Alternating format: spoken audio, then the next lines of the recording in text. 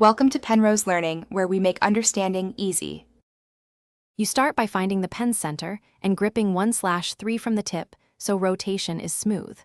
Place the pen on the top of your middle finger while your index finger sits beside it. Your thumb provides a light anchor. Practice a small push with the index to send the pen rolling across the middle finger. Do short 30-60-second reps and breathe between attempts.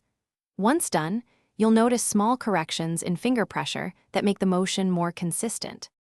You now turn that static balance into motion by delivering a smooth, short flick with your index finger. Don't jerk.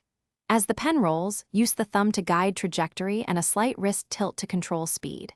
Aim for a one-fluid motion. Push, pivot on the middle finger, then prepare the ring finger to receive. Make sure to keep fingers relaxed. Tension causes overshoot. Practice slowly first to learn the timing, then gradually increase speed as you retain control. You finish the trick by catching the pen with the intended finger, usually the ring or index, timed to the pen's last roll. After each attempt, consciously adjust push force and finger spacing to fine-tune where the pen lands. Record short runs to spot whether your flick was too strong or your wrist tilt was off. If things go wrong, slow the whole sequence to half speed and practice the weakest submove in isolation until it feels consistent, then reintegrate.